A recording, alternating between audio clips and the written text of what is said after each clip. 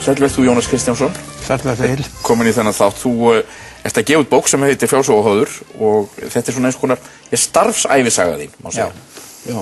Frjáls og óháður, ég spyrði nú bara út í þetta nafn, því þetta nú svona eitthvað sem hefur verið bundið við þig og svo þessi blöð sem að þú hefur ritstýrt. Já, Dagblaðið gamla, það fann upp á þessu slagorði og það svona fyrsta blaðið sem ég mótaði frá grunni og þannig kemur þetta og hefur fylgt manni síðan og það fylgt þeim blöðu sem hafa komið út síðan og margir nota þetta enn þann dag í dag. Já.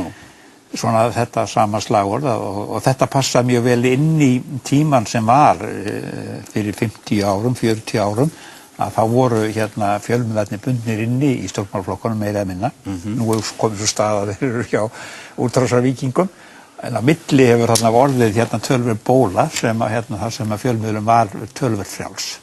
Já. Og það er á þessu tímabili sem ég hef verið að starfa sem ritstjóri. Sko, ef við kíkjum nú aðeins á þessa sögu, þú verður ritstjóri kornungur maður á Vísi. Já. Segðu mér nú aðeins frá þessu, hvernig þetta... Já, það gerðist þannig að það var búið að starta nýjungum á Vísi. Gunnar Skram og Þorsteinn Thorarinsson voru í því. Réðu nýja blaðamenn og svona nútímavæddu blaðið töluvert mikið. En þetta kostaði mikið og var slæmur rekstur á blaðinu og eigendurnir voru óánægðir með þetta. Og það var ósamkomulag milli þeirra. Ég var þá komin þarna inn sem fréttastjóri og Sigfús í Heklu sem þá var einn aðalmaðurinn með eigandana, hann sá mig og sagði að þarna er sennilega maðurinn sem við eigum að veðja á. Já. Og hann kom til mín, heim til mín, 6 á mótni og hringdi í bjöllinu og sagði, komdu í kaffi. Og við fórum á Hótel Loftleiðir í kaffi og hann sagði, ég vil að þú verið ritstjóri. En þú varst bara strákur, er það ekki? Jú, ég var bara strákur. Hvað varstu gaman? 26 ára. 26 ára. Já. En og þá ertu ritstjóri á Vísi, sem ég man nú bara eftir þess að því ég seldi Vísi. Þannig verið starfsmenn. Ég er svo gamall, ég man undir Jónas frá Hreflu. Ég var vinur hans. Þú byrjaði nú á tímanum. Já. En hvernig var með, en það slitna síðan upp úr þessu á Vísi, að Vísi var náttúrulega í aðra rönd málgagn fyrir Sjálfstæðisflokkinn. Það slitna kannski meira upp vegna þess að þessi gömlu menn sem réðu mig, Sigfús í Heklu og Kristján í Kassagerðinni, að þeir hurfa vettvangi, þeir létust og aðrir menn tóku við og í tilfelli Sigfúsar þá tóku við menn sem hafðu önnur sjónarmið og voru miklu flokkspólitískari. Og þeir töldu þau vera kommunista? Já, jafnvel svo, já. En þú sast á þessum tíma ritstjóri Vísis, satt þingflokksfundi hjá Sjálfstæðisflokknum? Já, framan af. Ég var lengi að koma út úr því, Ég reyndi svona smá saman að losa þessi bönd sem voru milli blaðsins og flokksins og þetta var eitt af því. Þetta var þarna sérstök síða fyrir Heimdall og svona og sem ég þurfti að losna við og ég þurfti að losna við þingsett en það tók nokkur ár. Því að við breytingarnar urðu að gerast hægt, sögðu menn. Já, en þú varst þá innan Bjarna Ben og svona svoleiðis kallað? Já, ég fylgdist mjög vel með Bjarna Benediktssyni, hann var þá aðalmaðurinn í þjóðfélaginu. Já, þú berð honum ekki sérstaklega vel söguna? Já, ég þekkti hann nú lítið en hann fór illa með sína þingmenn. Já. Hann tuskaði á til og svona hagaði sér mjög svona, dónalega við á suma hverja. En segðu mér, svo ertu,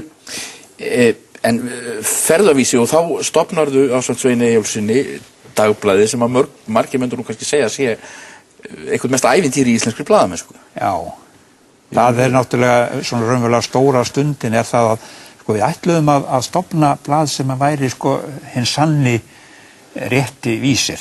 Það er lufré. Það væri eitthvað sem að Vísir átt að verða en var stoppaður í. En svo þegar við vorum að undirbúa blaðið þá kom í ljós að við bjöggum til blað frá grunni, nýtt blað frá grunni. Þannig að þegar hann kom út svo þá var hann alveg nýr og fólki tók þessu svo rosalega vel að það var alveg einstök stemning í samfélaginu. Ég vil út að gefa af seinna. Er þið miklu öflugra og stærra blað sem var lesið af fleirum og naut meira álits. Það var ekki sama stemningin yfir því eins og var yfir þessu litla dagblaða síðan tíma. Já. En þar varstu komið með blað sem var svona ég má segja að hafi verið fyrir fólkið en ekki fyrir sérhagsmunina. Já, það var þannig. Að vísu var greiðslugetan ekki mikil, það var ekki mikil rannsóknarblaðamennsku fyrst, en þetta er svona smá sem að koma raunverulega á rannsóknarblaðamennska miklu meiri í DFF seinna. Það var miklu öflugra blað fjárhagslega, það græddi mikla peninga. Já. Og þannig að við lifðum þannig séð í góðum málum sem blaðamenn gátum gert það sem við vildum gera. En á dagblaðinu vorum við alltaf að berjast við það að lifa frá degi til dags. Já. Er það skemmtilegasti tíminn? Já, dagblaðið besti tíminn sem ég lifaði í þessu. Þú segir að DVF hafi orðið of mikið stofnun, svo? Já, það var sko allir litáða sem stofnun, sem svona einhver valdastruktúr í þjóðfélaginu. Já. Og það er ekki eins gaman að því eins og að vera í eldlínunni. Þá var DVF náttúrulega næstu jafn stórt á Mogginn á tíma. Já, það var orðið næstum jafn stórt og naut meira álits á tímabili. Þú segist aldrei hafa borið virðingu fyrir Mogganum?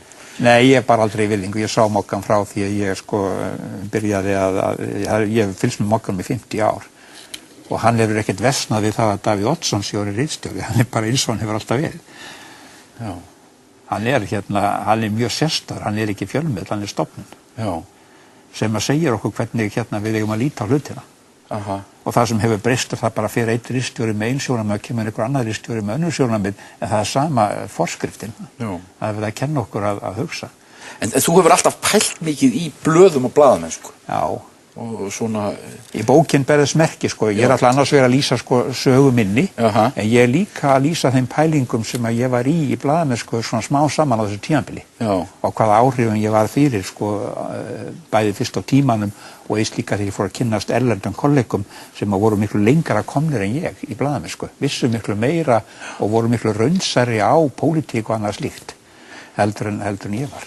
En þú segir að þú hafir viljað hrista upp í fólki, segja því óþægilegan sannleika? Já, það verður að gera, sko. Sko, þjóðfélag á Íslandi var eins og Menntaskólinn í Reykjavík.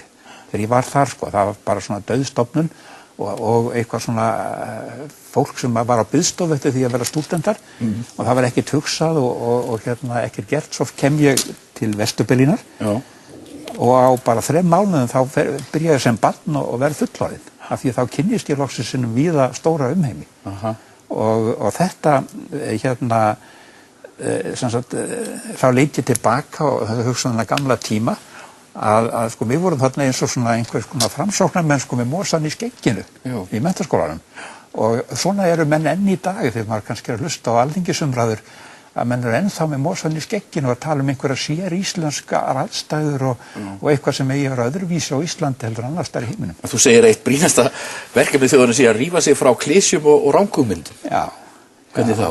Já, sko, þetta er svo drýldin þjóð og hún heldur allt sér best á Íslandi og hún fara að losa sig við það að hún geti ekki lært af útlöndum.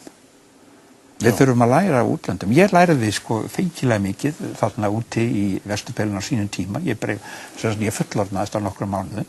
Síðan þegar ég fór að umgangast erlenda kollega, þá allt í einu áttaði mig á því hvað við vorum frumstæðir í blaðamennsku hér heima og fór að reyna að gera eins og þeir sko að reyna að hafa áhrif á fjölmiðla þannig að hún yrði svona vakandi opin og frjáls óháð raunverulega. Hún verður að vera það. Þú segist hafa verið rekinn 3 fyrir að segja satt? Já.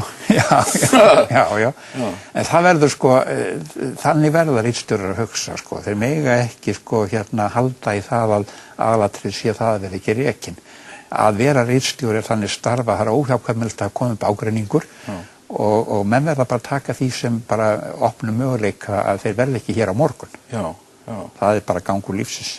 En er ekki þetta nú líka spurningin með sko að eiga vini? Ég meina, stundum er sagt að blaðamenn eigi ekki að eiga vini og það sé bara verra fyrir þú að eiga vini. Það er verra að eiga vini, já. Það er rétt. Já. Það er mjög erfitt að eiga vini.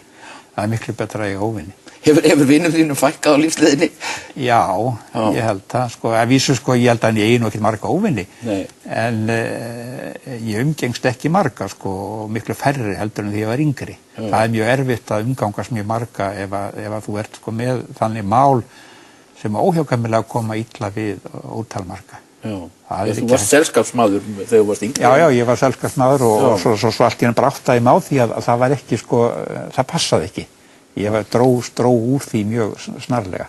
En annars þegar þú segir, sem mér finnst merkilegt að heyra, að þú segist eiga auðvitað með að skipta skoðun. Hefur þú skipt skoðun á lífsleiðinni? Já, ég hef skipt skoðun á mörgum póstum og ef þú færir sko að skoða þessar 4000 leiðara mína sem eru til á vefnum, að þá sérðu breytingar í gegnum tíman. Ég til dæmis var á tímabili Hallur undir Aronsku, sem var svona hugmyndafræðum að taka peninga fyrir varnarliðið.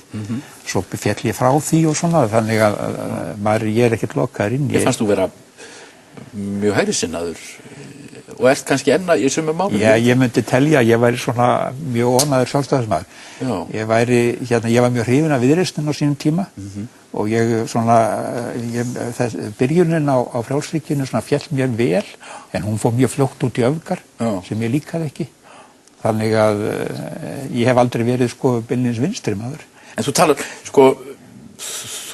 talar nú ekki sérstaklega vel svona helstu ráðamenn þjóðarinnar. Þú lýsir bæði Davíð Oddsssyni og Ólaf Ragnar Grímssyni sem hvað? Furstum? Greifum. Greifum, já. Svona menn sem hafa látið valdið spilla sér. Já, það er eins og öfugt. Ég nefni þess að 2 menn, en það er líka aðrir menn sem hafa verið, eins og Geir Hallgrímsson og Jóhann Hafstein og svona sem hafa verið allt öðruvísi týpur, sem hafa ekki verið rándýr sko í eðli sínu eins og þessi tveir. Þannig að ég líti ekki á alla stjórnmálamenn eins. Nei. Ég nefni bara sérstaklega þess að 2 sem hafa verið svona eins konar greifar. Já. Geir Hallgrímsson sem var mjög lélegur stjórnmálamaður. Hann var samt ágætis persóna, ljómandi persóna. Sko, mér lókar að klára þetta með að tala svolítið framtíð fjölmiðlunar og það er eitt af því sem þú velt mikið fyrir og ég sko dagblöð í þessari mynd sem við þekktum og ólumst upp við og kannski unnum, elskuðum af vissan átt, ég var nú á dagblöðum líka, þau eru kannski svona pínlítið barn síns tíma og eru að hverfa smátt. Já, við sjáum það alls þar í kringum okkur, það er sama sagan þar eins og hér, bara aðeins að fyrr sem það gerist, að lestur dagblaða minnkar töluvert ört og ungar kynslóðir, þeir sem eru innan við fertugt, þeir telja sig ekki þurfa dagblöð og það er fleiri en dagblöð, það er líka sjónvarpsfréttir, það er víkja líka og á svo miklu leyti sem yngri kynslóðir nota fréttir, það er mjög margir sem nota ekki fréttir, að þá er það í gegnum vefinn. Og þetta leiðir óhjákvæmilega til þess að fjárhagsgrundvöllur hinna hefðbundnu fjölmiðla, til dæmis pappírspersonar, að hann brestur. Og við sjáum það náttúrulega með þessu feiknarlega tap á mokkanum sem er náttúrulega alveg stjartfræðilegt, að það er afleiðing af þessari þróun að fólk er hætt að lesa blöð. Já, en geta fríblöðin komið í staðinn fyrir þetta? Fríblöðin koma einhverju leyti í staðinn fyrir það, eins og vefurinn kemur að einhverju leyti í staðinn, en það er ekki fullkomlega.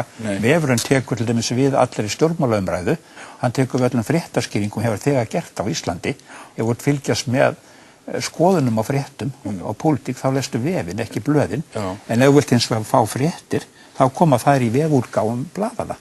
Þannig að sumt hefur farið og annað ekki. Og það er þannig standa blöðin með þetta hlutverk ennþá að upplýsa fólk fréttir en hafa ekki fjárhagslega burði til þess lengur. Nei. En þýðir það þá ekki að vönduð fréttamennska eins og hann er nú að skrifa þetta, hann Styrmir Gunnarsson í dag í Morgunblaðinu að hann er nú reyndar held ég að gera sér vonur að tími ókeypis fjölmiðlunar sé búinn en að það sé þá enginn til að standa undir rannsóknarblaðamennskunni, bara fjárhagslega. Við sjáum það nú þegar að það hafa hætt þættir eins og Kompás. Það er miklu minni rannsóknarblaðamennska stundu núna. Í október í ár, heldur en október í fyrra og fyrir 2 og 3 árum. Þannig að rannsóknarblaðamennska sem er erfiðasta og dýrasta tegund blaðamennsku, hún fer undan, hún í flæmingi, hins vegar það ekki rétt að tími ókeypis frétta sé liðin, hann er rétt að byrja. Það er nefnilega málið, fólk vill ekki borga fyrir fréttir. Nei, það vill ekki borga fyrir fréttir og það er ekki spursmálið það að hafa aðganga bestu hugsanlegu fréttum, heldur skástu ókeypis fréttum. Og þegar fólk er komið á þetta sjónamið að fréttir séu fríar og ókeypis, þá er það ekkert að borga fyrir það sem stendur í Wall Street Journal. Það er bara einhver sérfræðingar sem að kaupa það. En á móti kemur náttúrulega að til dæmis bloggið og allt neti það fer rosalega mikið í taugarnar á valdamönnum. Já, af því það er frjálst og óháð. Og það dekkar voða mikið af því sem að þeir vildu sjá það er að stýra skoðunum fólks. Nú er það bara bloggið, það stýrir bara sig sjálft og það er engin veit hvert það fer. Eins og það vantar í bloggið að það eru fréttaflutningurinn. Þetta eru bara fréttaskýringarnar, vantar fréttaflutningin og það er engin fundið ennþá leið til þess að leysa dagblöðin og sjónvarpsfréttir á hólmi sem fréttamiðlar. Við vitum bara að þeir falla, en við vitum ekki hvað rís í staðinn. Jónas, hefur gaman að fá því í þáttinn og þetta er sem sagt bókin Frjáls og óháður. Þakka þér fyrir. Þið búið í dag, við erum aftur á dagskrá hér á vikuleiðinni. Þetta er búin að jafna þig eftir höstuna.